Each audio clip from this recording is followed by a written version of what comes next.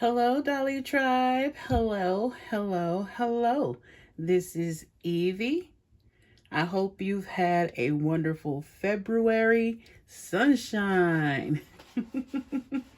And today we are going to get into some of my boxed and unboxed dolls that I think represent Black history for me this year. So let's just but I hope you guys are all doing great and wonderful and just having the best year so far. Um it's been a rough one for me, just because of just the different things that are going on in the world, and then just also because I'm still grieving and I've had some health challenges. So sorry for hitting the camera, but it's just been a heck of a year. All right. I hope that you guys will have a wonderful upcoming week, and I hope that everything is going well with your family, friends, and your pets. Okay, let's get into it. So, I'm going to start with this doll right here. This is the Marvel Fangirl by Madame Alexander. And this came out, I want to say back in like 2018 or something, right before Toys R Us closed. And it's inspired by the Black Panther Marvel movie. And these were the other dolls in the line. And here is the deal on the back where it says Marvel inspired by Black Panther. And then it shows a lot of the details and what the fangirl looks like. And I just really think this doll captures Black History Month for me. This is actually my mother's box. My brother bought me one for either my birthday or my Christmas that year. And a couple of my kitties want to go outside, and I don't want them to because it's really cold out. So just bear with me, y'all. And then I love the background of it being purple. That's one of my favorite colors. Most variations of purple I really enjoy. So I love this background. And then I love the fact that they have her hair, twisted. And I like the little knots on top of her head. I love the claws and the teeth for the Black Panther. I just love all of this. It's a really nice workup, and I just like the way it is presented in the box. Of course, I took mine out the box, but my mother, I probably got doll collecting from my mother. Got it honestly. And she doesn't collect a whole bunch of stuff, but every once in a while, like every once in a blue moon, she will. So shout out to you, Mom. Love you 3000. All right. And there's the headdress, which I really adore. The headdress. So all of this together makes this one of my favorite boxed dolls. All right. Moving on to the next doll. We have the Katherine Goebel Johnson, NASA mathematician and physicist, Inspiring Women series doll by Mattel. And this doll is also my mother's. I bought this for her, and then I have not been able to get one since, and I just when I want to, I just cherish hers. And it's a really cute doll. Her glasses, I guess, have moved up, even though my mother barely moves this doll. So that's weird. But anyway, she comes dressed in one of the outfits that I guess she wore during that time frame. Probably the one that's shown in this photograph down here. This is the real Katherine Johnson. And I also like this box art as well. It has some purple tones to it. Lilac or whatever you want to call it. Has Katherine Johnson on the back. And this also has a blurb about her. She says she asked questions. She wanted to know why. Katherine Johnson. And she grew up in White Sulphur Springs, West Virginia. And she was a child prodigy. She was really good at mathematics and geometry and all of those good things. So she ended up at NASA and she helped with the space race. This is the Wicked Elphaba doll. And she's green. She's not brown, but she is, the character Elphaba is portrayed by an actress that is brown, Cynthia Erivo. And she also is a wonderful vocalist. She played alongside Ariana Grande in the Wicked films that came out. And I've kept this doll in the box. I was thinking about unboxing her, and then I was like, you know what? Let me just keep her in her box. So she is in her box, and sorry about the glare. So I've, as you can notice, her features though are definitely Cynthia Erivo's features. Cynthia Erivo has freckles, and this is similar to what her nose and her lips and just her facial structure looks like. So those that did the sculpting at Mattel, I give props and hats off to them. And it just says this on the back of the box. This is a more recent doll that has been added to my collection, but I still adore this doll. All right. Next doll up I want to show is a Rainbow High doll. And this was the Rainbow High costume ball. Robin Sterling doll.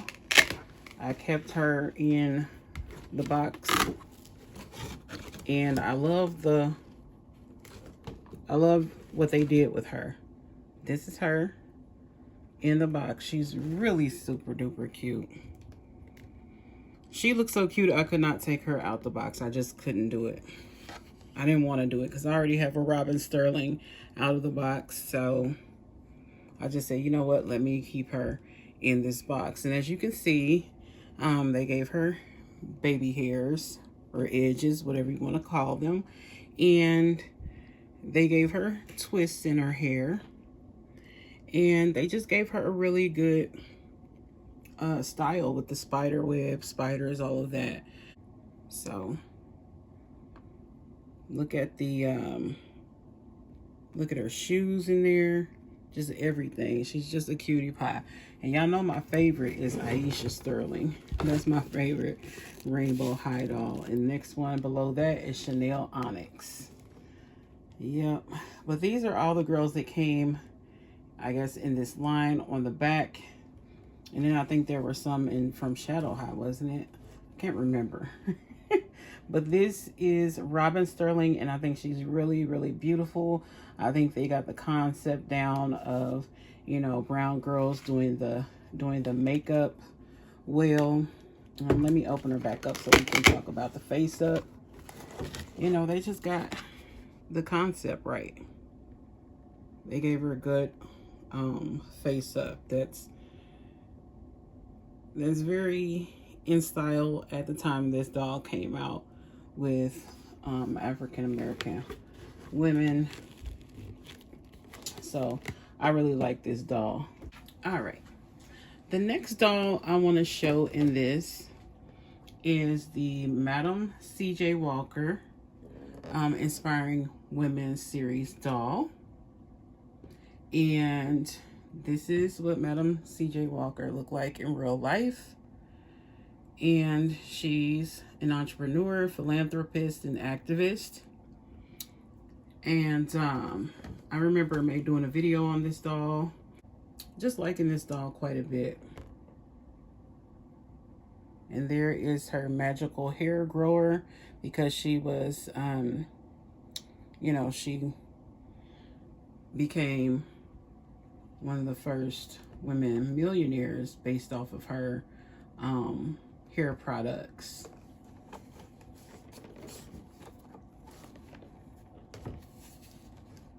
And then here she is on the back. I also like this box design for Madam C.J. Walker. She was born in 1867 and she died in the year 1919. And her quote is, "Don't sit and wait for the opportunities to come. Get up and make them." And she definitely made it happen. I don't know if her series is still on Netflix, The Self-Made. I mean, they did take a lot of artistic liberties or creative liberties with her story, but it's still her story nonetheless. The main gist of it is still her story, so I like this. And then these were her sales reps in the back of her mansion here in the background. I don't know if y'all can see those. All those women were people that were working under her, and they all believed in her. And you know, what she stood for and her products. This next doll here, and as you can see, my cats got up in the closet and went to scratching on things. But this is from the 2020 Barbie convention that was done virtually. And here is the Silkstone #1 Barbie in brown. And I don't really like this type of old school vintage Barbie look, but you know, it's different for me. I don't know, it's something about the eyes that just don't sit right with me. That's the part that's weird for me. But other than that, this doll is very pretty. And I've never, you know, removed her out of the box besides just taking the lid off and admiring her. But she is a stunner. And I had to pull her out and look at her for Black History Month just because I just can't believe that I got one. So my mom got one of these too, but this one is actually mine. Of course, hers would have cat scratches on it. And sorry for my hand shaking. I have not been as well as I would like, Dolly Tribe. But she's just gorgeous. And I never thought I would really be into these type of dolls like this. These vintage looking ones. And look how their hair is still perfectly curled back there in the back. And those poodle bangs are still poodling. And there's that good pedicure she has. And that good manicure. So this doll to me is definitely going to stay in my collection. Y'all remember when I first talked about this doll? I think I said I might have said I was going to get rid of her. It was just folly. It was folly. It was just some stuff that I said. It didn't make any sense. Now I'm going to get to a few unboxed dolls, Dolly Tribe, that I want to talk about today. I want to talk about how Mattel has really went above and beyond, in my opinion, making beautiful black dolls. And when they made the Dolls of the World series, how they made the African dolls look, and just dolls of all different kind of you know, colors. We have the light-skinned girlies with the sandy brown hair. We have the curvaceous dolls. We have all types of Barbies. Now, when I was growing up, this is why representation really does matter. I know a lot of people think that's just hogwash, but at the end of the day, representation really does matter, because seeing dolls that, you know, have a similar skin tone to you is a big deal. It really is. When I was growing up, I had dolls, you know, with the with this sculpt, and then with other sculpts, and sometimes it just felt like they were just dipped in brown, but they still weren't me, if that makes sense. So I really didn't connect with those dolls like that. It wasn't until Kitty Black Perkins came on the scene and did the Shawnee line, that I really felt connected to a doll.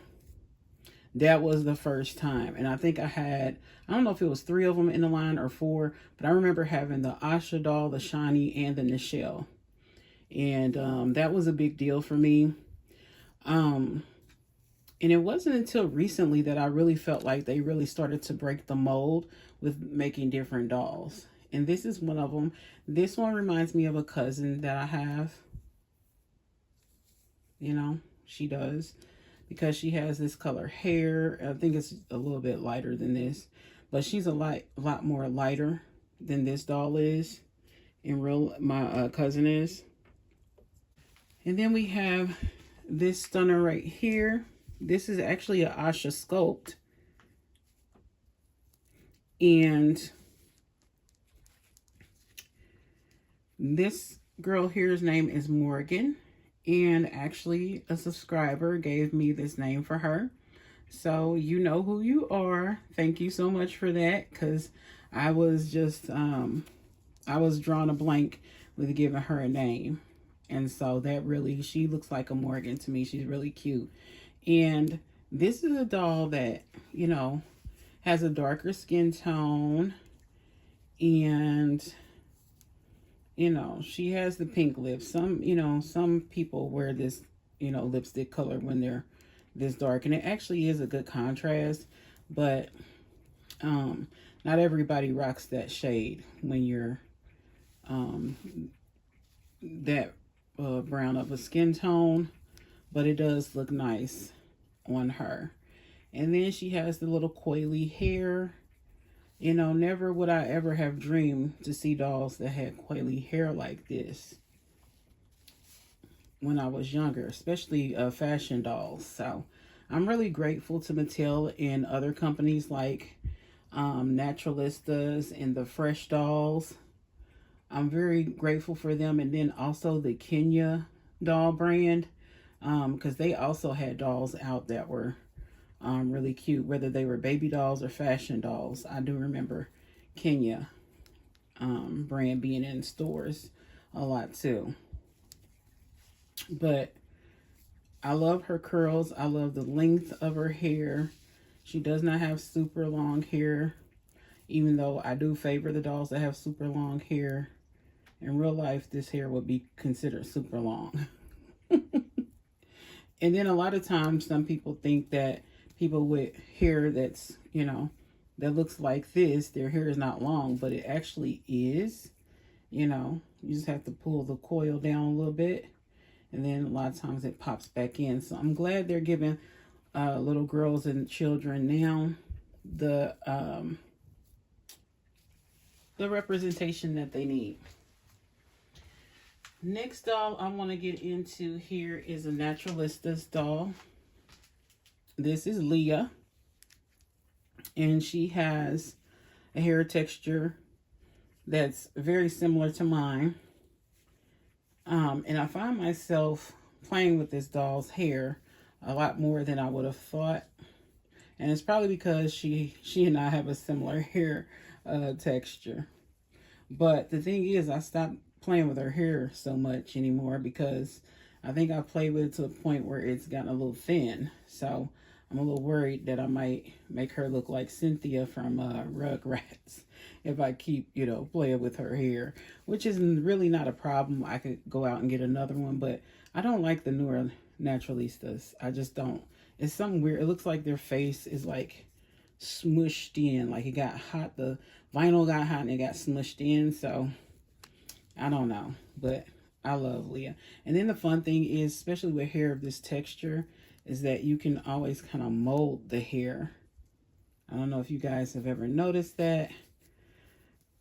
Well, you can kind of play around and mold the hair. That's the good thing about having different hair textures on dolls, because if you buy them for your children or yourself, you start to play with it and start to understand, hair that's different than yours sometimes. But here is Brooklyn. As you can see, I love that she has a different texture, a different hairstyle, and her features are just different. She represents the black girls with the freckles, you know, because there's many of them. I've went to school and met plenty of them. And then I also want to show this Nichelle Nichols Captain Lieutenant Uhura doll, Star Trek 80th anniversary. She's gorgeous and beautiful. Very gorgeous doll. Looks just like Nichelle Nichols in my opinion. And they did a good job with her face, her sculpt. All right. And then last but not least, we have Miss Celia Cruz. Representation matters. It really does. I can't say that enough. She has a good manicure here.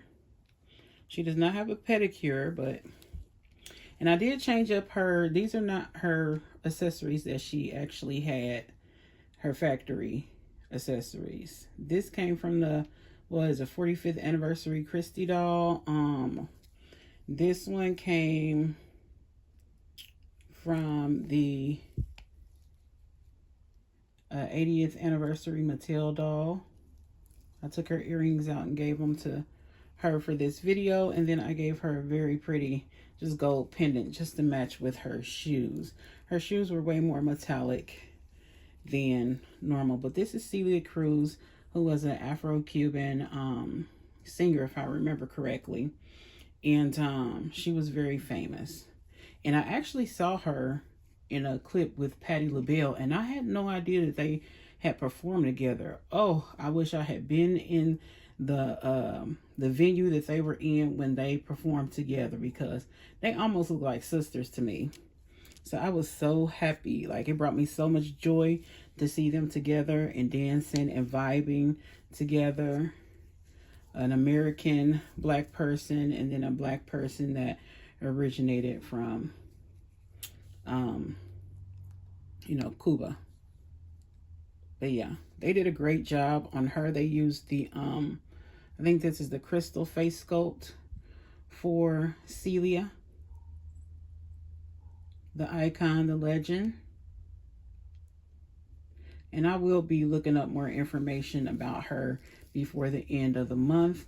But I just wanted to share with you guys some very beautiful black dolls that have come from different companies, mostly Mattel, because that's what I mostly collect. But I did want to share some different dolls with you guys today.